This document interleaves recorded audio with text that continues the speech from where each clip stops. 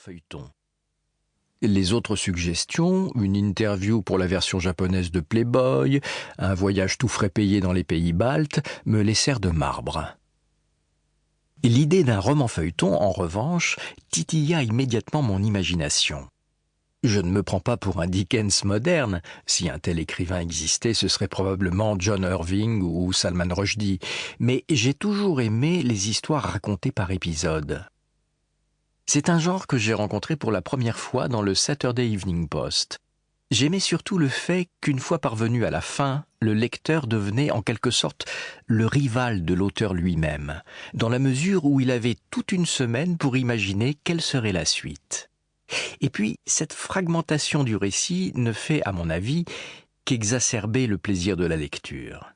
Vous ne pouvez tout dévorer d'un coup, même si vous en mourrez d'envie. Mieux encore, chez moi, on les lisait souvent à voix haute. Mon frère David, ma mère et moi-même, nous relayant chaque soir. C'était une occasion rare de pouvoir apprécier en famille une œuvre écrite comme nous le faisions de nos séries télé préférées, Rawhide, Bonanza, Route 66. Comme elle, ces lectures étaient des événements familiaux.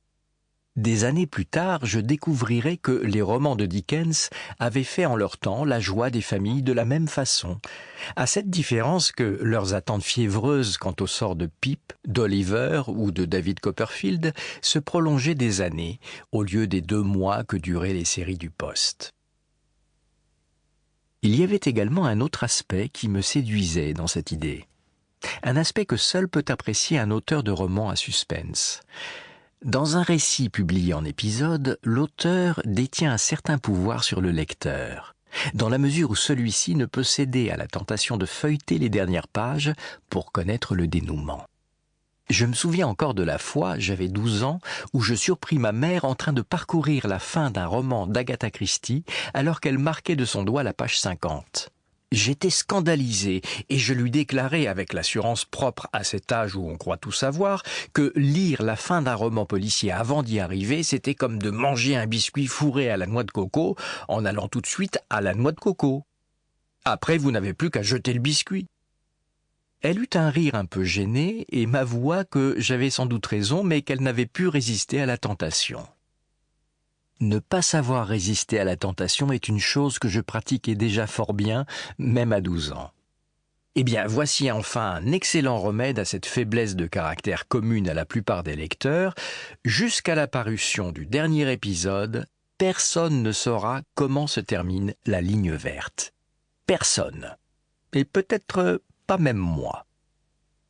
Sans le savoir, Ralph Vicinanza me parla de cette idée de roman feuilleton à un moment où j'étais parfaitement réceptif à semblable suggestion.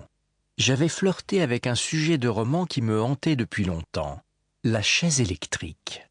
La rôtisseuse me fascinait depuis que j'avais vu mon premier film avec James Cagney et ce que j'avais pu lire du couloir de la mort dans 20 000 ans à Sing Sing de Lewis E. Lowes, ancien directeur de la prison de Sing Sing, avait enflammé les régions obscures de mon imagination.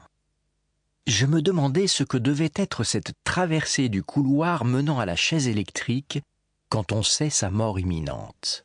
Et aussi ce que pouvait ressentir l'homme qui sanglait le condamné sur la chaise et abaissait la manette libérant le courant. Être le bourreau, c'était quoi? Quel était le prix à payer quand on avait la mort pour métier?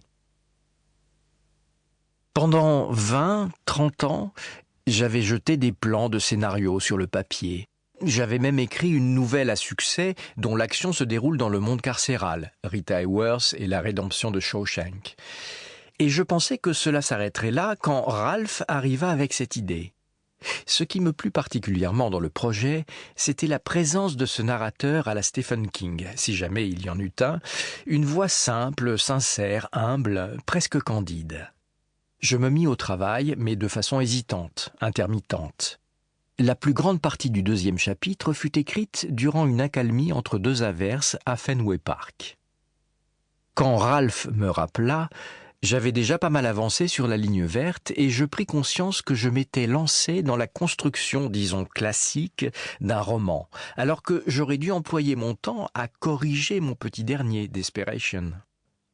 À ce stade, l'alternative est claire. Pour continuer à écouter ce livre audio gratuitement, cliquez sur le lien dans la description et vous pourrez l'écouter en entier sans frais grâce à l'essai de 30 jours d'Audible.